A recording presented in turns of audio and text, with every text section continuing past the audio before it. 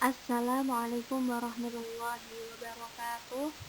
I am Cindy Farikasari from Group 4, and in this opportunity I will explain you about social context of second language acquisition. So let's do praying first by saying Basmalah together.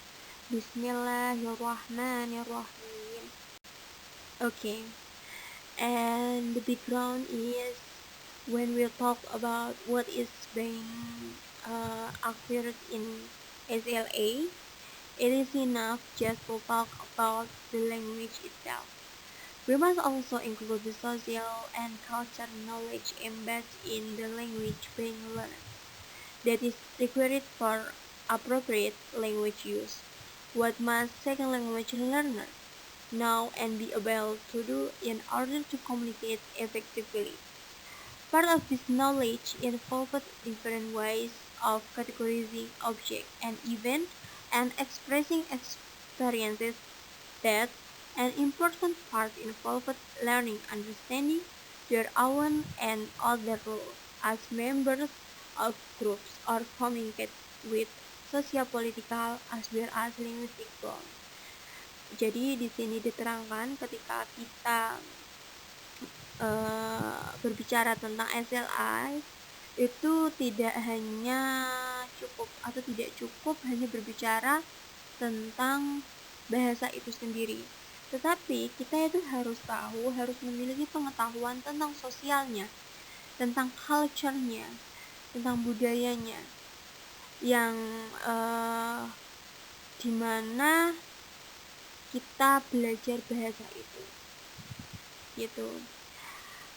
Dan apa yang seharusnya siswa yang belajar second language tahu untuk sebuah kemampuan untuk dapat bisa berkomunikasi secara efektif. Nah, dari bagian ini kita belajar tentang itu dari sudut pandang sosial konteksnya. Karena setiap wilayah itu memiliki culture yang berbeda, dengan tentu bahasa pun berbeda. Bisa jadi di bahasa ada bahasa di mana daerah tersebut mengatakannya lumrah, tetapi di suatu daerah ada yang mengatakan bahwa bahasa itu kurang pas, kasar dan sebagainya. Itu kan culture, itu budaya, itu bisa mempengaruhi. Jadi betapa pentingnya culture ketika kita berbicara, kita belajar tentang bahasa, ya otomatis kita tidak hanya belajar tentang bahasa itu sendiri, kita harus memiliki pengetahuan tentang apa saja yang berkaitan dengan bahasa tersebut, seperti itu. Nah, slide selanjutnya apa yang kita bahas nanti. Yang pertama, nanti saya akan menjelaskan tentang definition.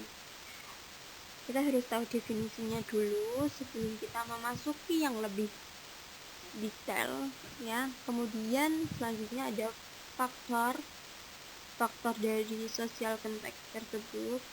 There are two parts, micro social and macro social. And the first I will explain you about definition of social context first. Okay, definition social context of second language acquisition. It have definition.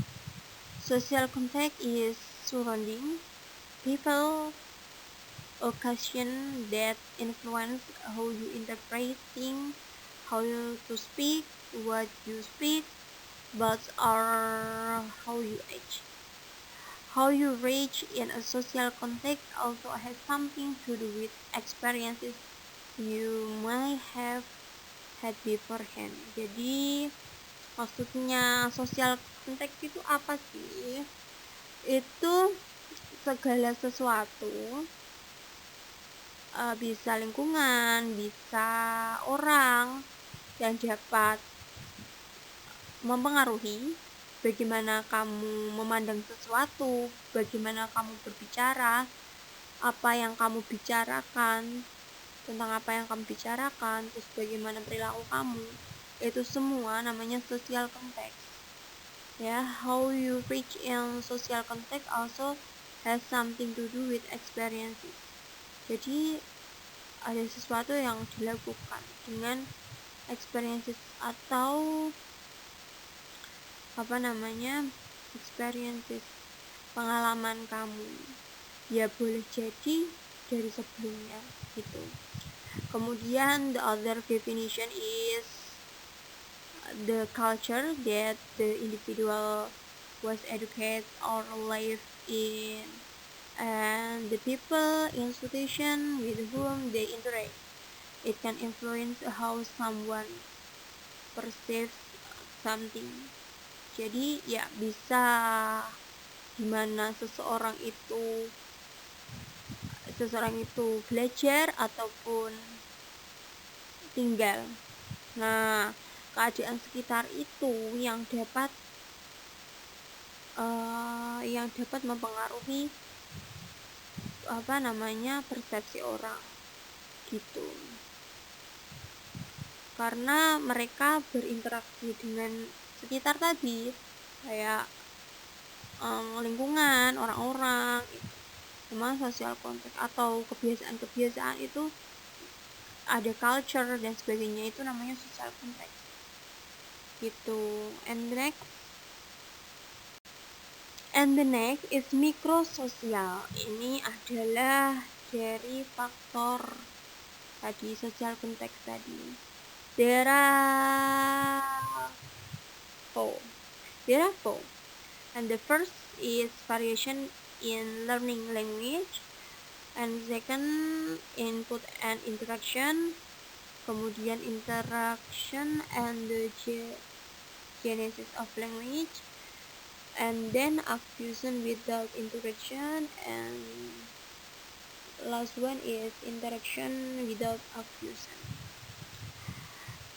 Saya akan menjelaskan tentang variation in learning language, input and interaction. Itu untuk selanjutnya nanti bisa dijelaskan oleh langsung saja. Dalam faktor mikrososial dari second language itu ada namanya variation in learning language. Jadi ada variasi bahasa. Yang pertama adalah ada linguistic context. Nah, ini berhubungan dengan linguistik. Linguistik itu bisa susunan atau strukturnya. Itu linguistik. Nah, kemudian psychological context. Nah, ini faktor yang relate to the amount of attention given to the form of language during production, deliver, or automatically versus control in processing. Nah, psychological ini berhubungan dengan control in processing, in intellectual demand of the particular task in the production of learning. Jadi pemproduksinya dari belajarnya tersebut, kayak nanti ada lebih ke pronunciation-nya kayak gitu. And the next, dan yang nomor 3 itu macrosocial context, itu features of setting or situation and interaction related to communicative event in which language is being produced, interpreted, and negotiated. This influences the level of formality and relationship of participants with each other, and whether the interaction was public or intimate. Jadi kalau mikrososial ini lebih ke bagaimana produksinya, mikrososial ya, potensi yang ada di dirinya. Ya kayak memproduksi, menginterpretasi untuk menciptakan atau yang berhubungan dengan komunikatif itu tadi. Ya meningkatkan mempengaruhi level formalitas atau hubungan hubungan partisipan dengan yang lain, itu namanya faktor psikososial konteks. Nah, untuk selanjutnya yaitu tentang input and interaction. Nah, input and interaction ini language input to learner is absolutely necessary for either first language or second language to take a place. Social and cultural factors can affect the quantity and quality of input. Nah, jadi ya dalam sosial konteks itu berhubungan dengan sekitarnya itu ada yang namanya input dan interaction. Nah, dalam input itu bahasa yang diambil dari siswa kadang-kadang itu antara first language or second language itu sangat berpengaruh untuk quantity atau banyak sedikitnya penginputan language itu dan kualitas dari menginput tersebut ya sangat mempengaruhi. Yang pertama ada nature of input modification. Nah, nature of input modification yang sudah saya baca itu menurut pemahaman saya itu begini. Nature of input modification itu dimana kita dapat mengeliminasi atau can eliminate mandatory elements that are usually in the default order. Jadi bisa mengeliminasi, membuang atau mendelete ya, menghapus elemen atau bagian yang wajib, seharusnya itu wajib, tetapi dalam input interaction ini bagian nature of input modification itu boleh dibuang untuk memudahkan pemahaman. Contohnya bla bla bla, mommy look at your work. Nah, itu kan sebenarnya dalam susunannya itu kan ada kata atau elemen dash di situ. Itu kan wajib kalau secara penulisan itu kan bakunya kan memang harus ada itu kayak gitu. Nah, dalam bahasa secara langsung itu bolehlah dibuang. Mommy look at your work seperti itu. Terus you have Indian in Korea. Nah, di situ kan seharusnya ada do. Would you give us bla bla pencil? Bisa dibaca atau diucapkan dengan would you give us pencil. Nah, kayak menghapus sebuah, dengan makna sebuah itu bisa dihapus. Itu namanya nature of input modification. Pokoknya intinya mensederhanakan structure gitu. And the second is nature of interactional modification. In this interaction modification as with first language, no child is directly proficient simply by listening to radio or television recording. Nah, jadi gini, kalau di nature of interactional itu mengatakan bahwa ketika kita belajar tentang second language itu tidak cukup hanya dengan membaca, melihat atau mendengarkan saja, tetapi di mana di sini harus ada sebuah interaksi, bahwa interaksi ini sangatlah penting, di mana kita bisa tahu skill kita, kemampuan kita itu dari interaksi tersebut. Seperti first language atau bahasa ibu kita sendiri, ketika kita hanya mendengar, melihat program televisi, mendengarkan radio, mendengarkan orang-orang gitu, mungkin kita paham, tetapi secara skill itu pasti kurang. Kita tidak akan memahami secara baik first language itu yang sebenarnya memang seringkali digunakan di sekeliling kita. akan kayak gitu. Kita butuh interaksi untuk mengembangkan, untuk benar-benar bahasa itu kita menguasainya. Ya, itu berlaku kepada second language. Kenapa kita harus berlatih berinteraksi atau prakteknya itu loh. Bahwa kalau interaksi, praktek itu bukan ya tadi kembali, bukan hanya bahasa yang kita dapat, tetapi budayanya, kemudian banyak sekali yang kita dapat dari interaksi. Okay, for the last one is feedback and intake to cognitive processing. Ini saya singkat saja penjelasan biar nggak bingung, biar nggak mumet. Feedback itu tuh gini, feedback itu kan umpan balik. Nah, ini adalah the way is used to find out if the second language student is received or not. Nah, feedback ini biasanya itu untuk menemukan second language ini student ini sudah dapat menerima bahasa itu atau belum. Nah, biasanya feedback ini diberikan biasanya secara directly, secara langsung kayak gitu. Contohnya native speaker and non native speaker. Misalnya teachernya itu native speaker and studentnya adalah non native. Nah, biasanya native speaker itu memberikan feedback itu mengulangi statement yang non native ungkapkan gitu. Maksudnya gimana sih kok mengulangi ungkapan itu? Kayak gini loh, contohnya non native say it like that, I cannot assist class. Nah, ini kan meaningnya kan I cannot attend class. Nah, kenapa kok bilangnya assist gitu? Nah, yang native speaker reply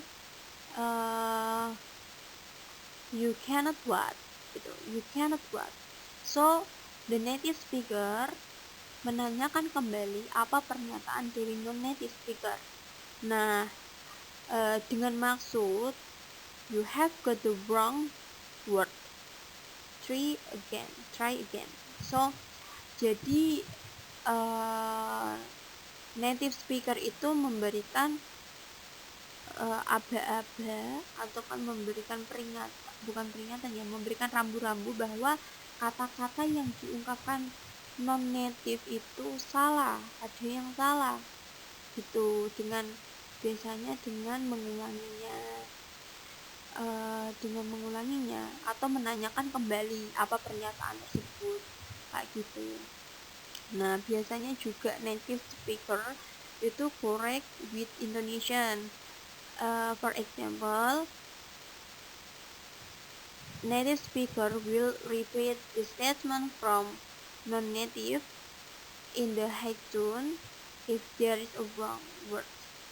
Jadi gini, ketika non-native berbicara atau menyatakan sesuatu dan native speakernya menjawab atau reply the conversation with high intonation dengan nada yang tinggi, berarti non-native tersebut ada yang salah, seperti itu. Kata-katanya ada yang salah. For example, John got to town yesterday. Nah gitu, John tulisannya itu GOED ya, John got to town yesterday. Nah, yang native speaker reply John got to town. Nah, the meaning of native speaker is the word got is wrong. Nah, jadi mengulangi statement dari non-native dengan nada tinggi mengartikan bahwa non-native ini salah dalam pengucapan atau ada sesuatu yang salah dalam kalimatnya, seperti itu. Atau native speaker akan repeat the statement with the normal intonation, ya, atau standar. For example, this book is hard, so native speaker replay it, this book is hard. Nah, mengulangi statement yang sama dengan nada rendah, bukan high tone lagi tapi nada rendah. Nah, ini mengartikan bahwa kalimat kamu sudah benar, kayak gitu aja. Itu cuma sebagai rambu-rambu, ya gitu. Kalau gurunya native speaker bisa dengan cara seperti itu untuk mengingatkan murid yang mempelajari second language, kayak gitu ya. Terus ada lagi, it can be paraphrasing statement from non-native by native speaker to clarify statement from non-native.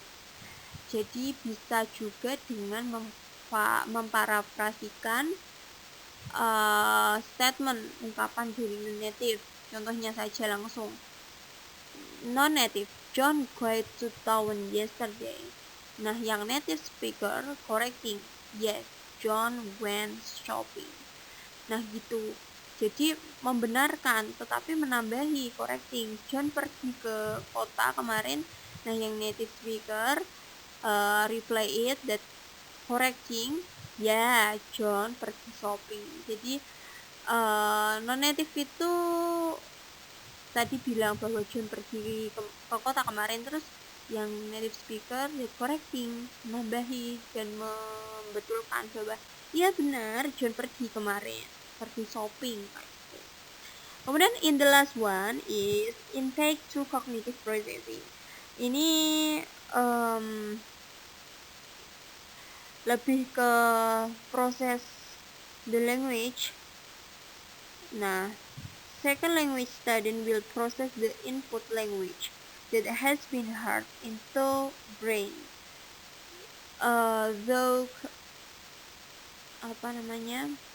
yell atau intelligent language. So there is social experience that greatly affect communicative competence. Jadi dalam intake to cognitive processing ini lebih ke kemampuan ya, kognitif. Itu proses pengambilan bahasa yang didengar ke dalam brain, ke dalam otak, kemudian diolah di otak, kemudian ya, so that this social experience that greatly affect to communicative competence.